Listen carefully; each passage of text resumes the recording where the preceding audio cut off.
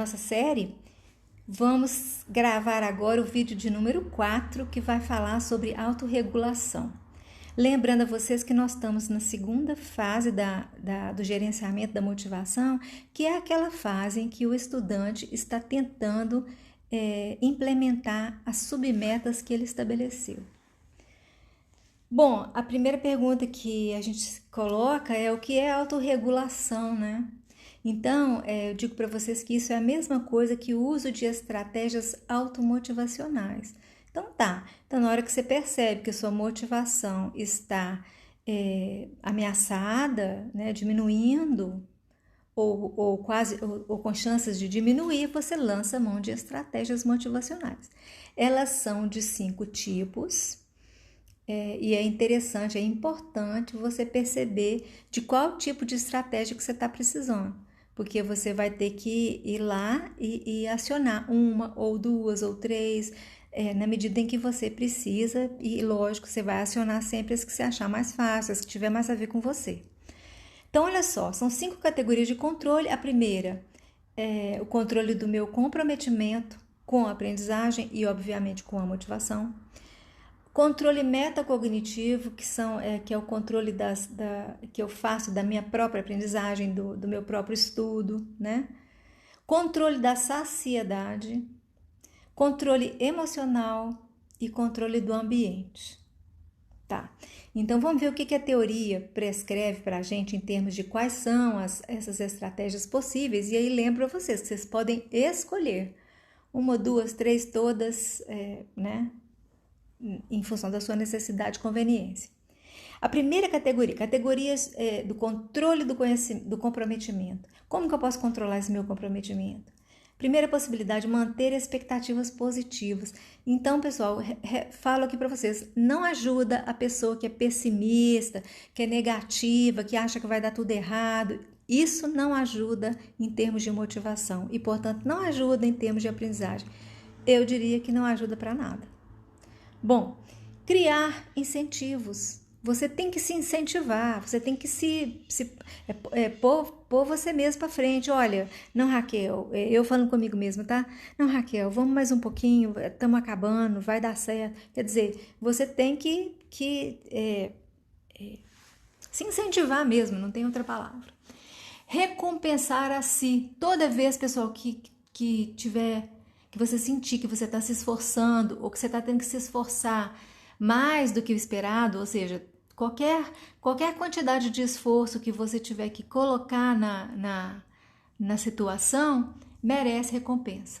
Então você negocie com si mesmo. Olha, eu vou então me esforçar, eu vou ficar mais um pouco, ou eu vou repetir isso aqui, mas em compensação depois eu vou assistir 15 minutos da minha série preferida, ou um capítulo inteiro da série preferida, proporcional ao esforço, logicamente. Então, você estabelece aí umas regrinhas consigo mesmo e siga as regrinhas, que você vai ver como é que você educa seu corpo, como é que você educa sua mente e como é que isso vai te dar retorno, assim, muito bom e muito rápido, isso é imediato.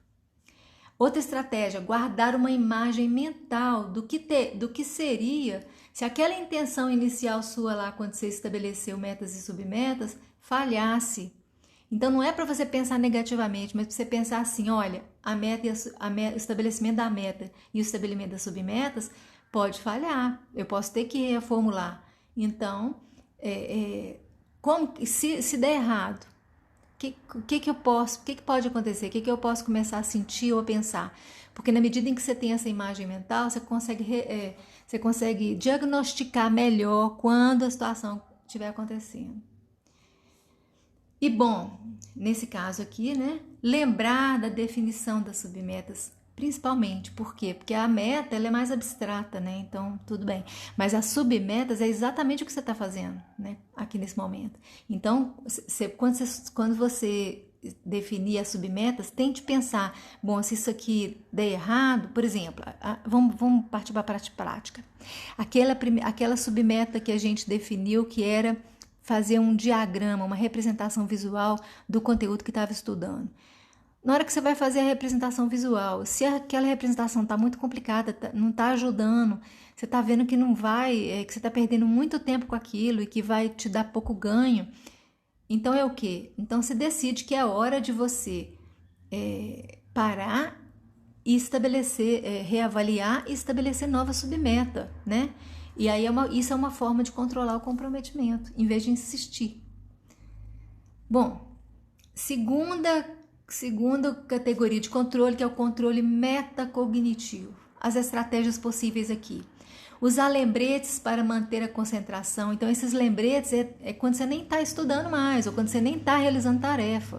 É em outros momentos.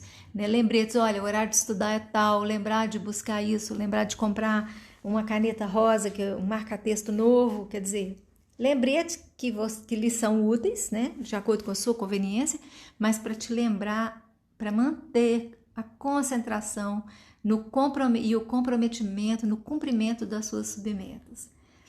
Imaginar as consequências da falta de concentração. Isso aqui não funciona para todo mundo, mas para muitas pessoas funciona. Porque aí você vê o tanto que seria desastroso. Por quê? Porque você vai perder tudo que você já fez. E geralmente a gente só começa a precisar de estratégia quando a gente já caminhou um pouco e aí a motivação começa a flutuar negativamente, né? Tender a diminuir. Então aí nesse momento você já despendeu algum esforço. Então não vale a pena, sabe? Perder o que você já se esforçou para conseguir. O que vale a pena é manter o foco, manter a concentração e tocar o barco para frente.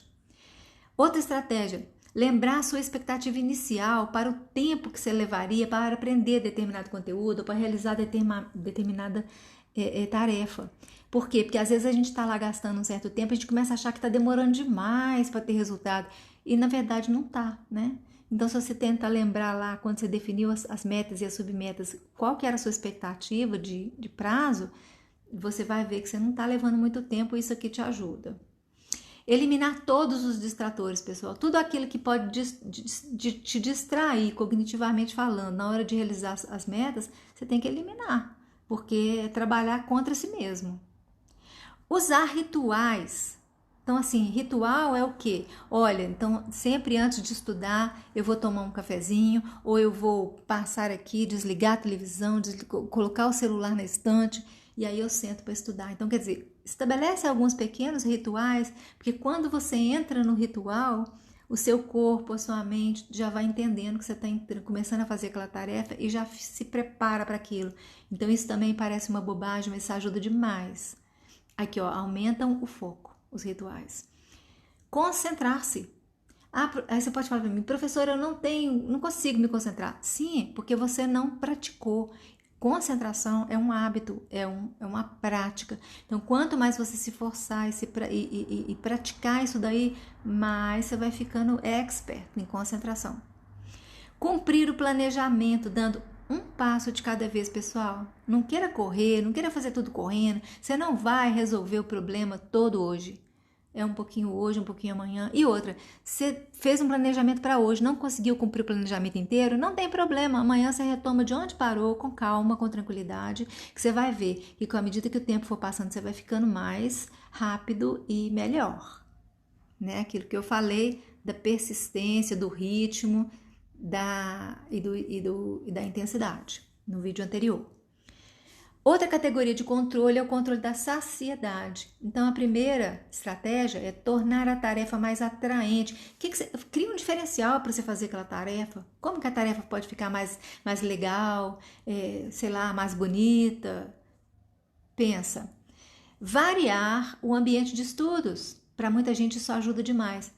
Para outras pessoas, isso é péssimo. Para mim, por exemplo, eu não gosto de variar o ambiente de estudos, porque quando eu vario, aquilo passa a ser um distrator. Então, veja como você é e siga nesse sentido de variar ou de não variar o ambiente. Introduzir desafios ao ritmo da realização da tarefa. Sim, desafiar a si mesmo é sempre bom, né? Tentar se autossuperar. Não é legal tentar competir com ninguém, mas competir consigo mesmo é sempre legal, é sempre bom. Transformar a tarefa em jogo. Brinque consigo mesmo, se leve um pouco na brincadeira, transforma um pouco. Vamos ver se eu dou conta, vamos ver até que ponto. E vai. Personificar a tarefa, ou seja, customizar, faz aquilo de um jeito próprio seu, do seu único jeito de fazer, né? A próxima categoria de controle emocional, gerar desvios úteis, ou seja, mudar o pensamento. Você está pensando numa coisa que não está ajudando? Tira aquilo da cabeça. Focar nos seus talentos, nos seus pontos fortes, não ficar pensando nas suas limitações, nas suas dificuldades. Encorajar-se, incentivar a si mesmo. Buscar elementos de humor, pessoal, durante as realizações das tarefas. Não deixa a realização da tarefa ser uma coisa pesada, um tormento, uma tortura. Não, descontraia. Use técnicas de relaxamento, de meditação. Controle o seu temperamento, principalmente se você é nervoso, esquentado. Então, como é que faz? Respire fundo, conta até 10, antes de desistir, antes de parar de fazer o que está fazendo. Desabafe com alguém para aliviar o estresse. Quando está muito estressado, é bom conversar.